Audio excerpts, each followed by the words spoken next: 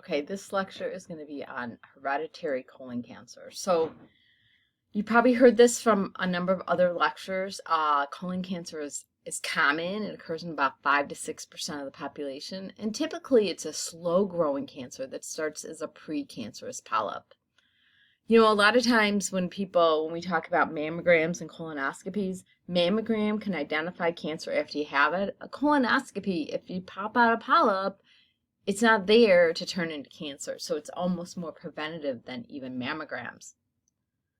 Just like all cancers, most colorectal cancer is not hereditary. About 5 to 10% are hereditary. And the main player are the genes associated with mismatch repair, which we're going to talk about.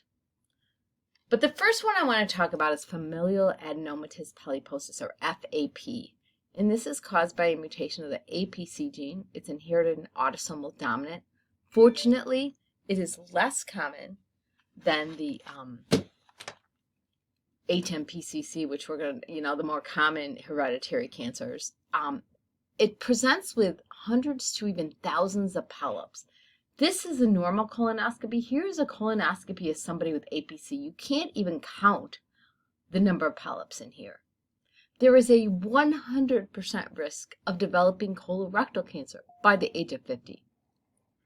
Attenuated APC is a change in the APC gene, but not as severe as this. So attenuated APC can look a little bit more like the next disorder that we're going to talk about, which is HNPCC.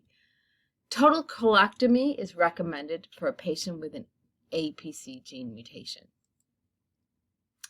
Other extracolonic manifestations of FAP, which they love to ask about, is congenital hypertrophy of the retinal pigment, or CHRPs. This is like extra pigment, supernumerary teeth. Again, these are super, if I worried about everybody with an extra tooth, I'd worry about everybody, but, this is something they might see. Duodenal and other small bowel adenomas, stomach and fundus, gastric polyps. Other cancers include papillary, thyroid, duodenal, gastric, pancreatic, medulloblastoma, and hepatoblastoma. So genetic testing, colon cancer can, as I said, be detected as young as 10. So 100% of people have colon cancer by the age of 50, but colon cancer has been described even in children. So genetic testing for all possible affected family members is recommended as soon as the diagnosis is made. And, a confirmatory diagnosis is a colonoscopy, but we can now do genetic testing with a cheek swab. So you can do a cheek swab, which is non-invasive, and know if one of the parents had FAP, which of their children needs monitoring colonoscopies, and the other thing is a colectomy is actually recommended even during childhood because of the risk of colon cancer. So here we have a pedigree, a family history of FAP. So here this individual got colon cancer at 47 and died at 49, had 5 daughters. This one is 47 and she has a 22-year-old son. This daughter had colorectal cancer at 40 and had a colectomy, and she has a 17-year-old son that has polyps. This daughter died at age 38 after getting rectal cancer at 34 and has a son with polyps. This daughter had colorectal cancer at 35 and also has a 12-year-old son with colon polyps. And this woman had endometrial cancer at 26 and died at 27. And endometrial cancer isn't as common, but it's certain, you would assume it would be related, and has a daughter who's 11. So this is incredibly early colon cancer, autosomal dominant inheritance, and these children probably should be tested and probably need a colectomy. But let's now talk about the far more common, and really 10 times more common, inherited cause of colon cancer, which is hereditary non-polyposis colon cancer, or HNPCC, also known as Lynch syndrome. So in addition, there are a number of mismatch repair genes. I'm going to talk about mismatch repair in a second. MLH1, MSH2, MSH6, PMS2, and EPCAM. These are also inherited in autosomal dominant fashion, and they're characterized by primarily colon cancer, but also small bowel cancer, stomach cancer, urinary, endometrial, uterine, and ovarian. So this is just a table. Colon cancer, about 80% of patients with a mutation of one of these genes will develop colon cancer. The risk of colon cancer, as I said, in the general population is about 5 to 6%. Endometrial cancer in females, 20 to 60%. It's about 3% of the population. Stomach cancer, which is fortunately a very rare cancer, very difficult to treat, 11 to 19%. Ovarian cancer, 9 to 12%. Urinary tract, 4 to 5%, and small bowel and brain, 1 to 4%. Fortunately, that's a lower percentage because the management is difficult. So let's talk about mismatch repair.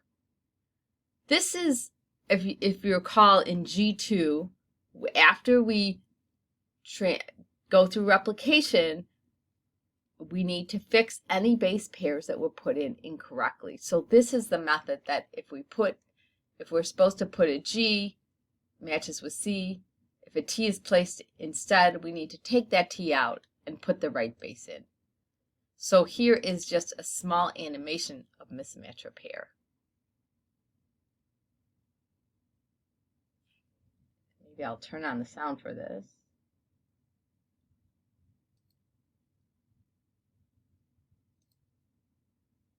Enzymes which follow the replication fork, which can then recognize distorted regions where the base pairing is not what it should be, and then they can excise the incorrect bases, and then a DNA polymerase can then insert the correct base, and ligase can seal the nicks. So this occurs along with DNA replication. This is known as mismatch repair. Now, if two nucleotides don't match, clearly one must go and the correct nucleotide be inserted in its place. But how can an enzyme recognize which is the original correct sequence and which is the faulty new sequence? Well, the original sequence has methyl groups on it, and therefore these enzymes look for the methylation of the parent strand in order to determine which is the original correct sequence and which is the novel one which needs to be replaced. In bacteria, a very specific sequence, GATC, is the one which signals this mismatch repair, and it is the adenine in the sequence which is methylated in order to signal the enzymes which is the original parental strand. Okay, I'm not going to ask you about all those specific things about the GATC or whatnot. Okay, so getting back to where we were, tumor staining. So what if we have, if we're concerned that somebody has colon cancer, one of the things that they do now is they look at the proteins made for these MLH1, MSH2, MSH6, PMS2, and they determine if the proteins are there, because if they're absent, it may mean that there's a germline mutation. Again, sometimes it could just be in the tumor cells, but now this is actually pretty routinely done, that we look for the presence of these protein staining in the colon cancer polyps to determine if it may be an HNPCC.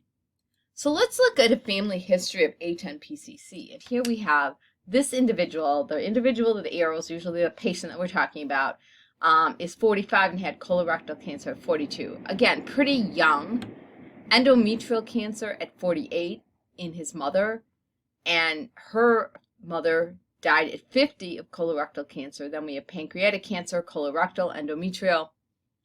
And so you might think, these are all pretty young too. And then this father had a mother that died of breast cancer, but breast cancer at 60, and no other cancers. It's probably this side of the family that we're worried about.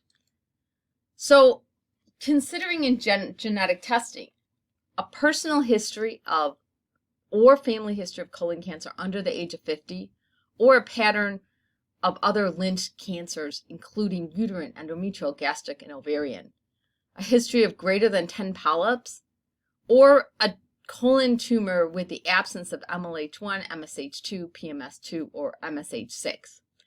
Now, that first pedigree I showed you actually had somebody with uterine cancer, so it's like, oh, is this APC? Is this HMPCC? And the easy answer is, well, why don't you just test for all of them, and then you don't have to worry about it. So, what we do is we test for all these genes, including the APC, in the colon cancer panel.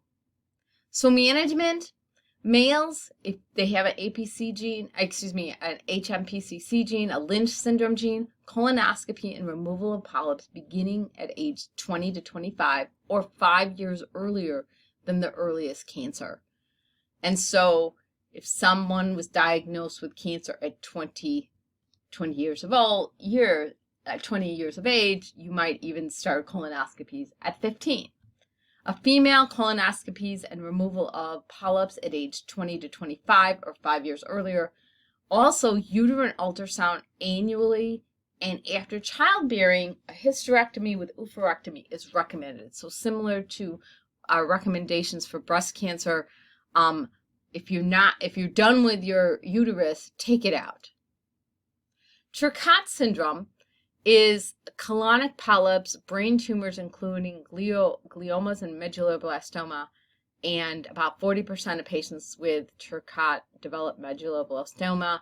Causes APC, homozygous for mismatch repair. So homozygous means instead of just having one, you have two. So syndrome means a bunch of things put together, and so this was described before we knew about these genes.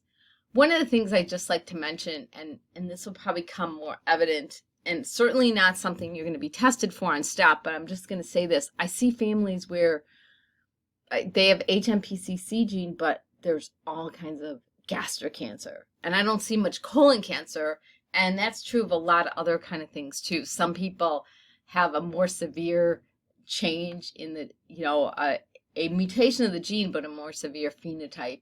And over time, we're going to understand that better. So other colon cancer genes, and we reviewed this in breast cancer, the STK11, the Peutz-Jeghers, that's the one with the freckles on the lip, and they can have hamartomatous polyps and increased risk of gastric, breast, and ovarian. Cowden syndrome, the P10 gene, big head, thyroid goiters, GI polyps, they can have learning problems and whatnot. So in APC, all patients will develop colon cancer by age 50 unless the colon is removed. HMPCC, fortunately, is more common. It's usually 20 to 25 that we start, monitoring for colon cancer, and there's an 80% chance of developing it in their lifetime. And there are other cancer seen with the HMPCC genes, including endometrial, ovarian, and small bowel. And that concludes this module.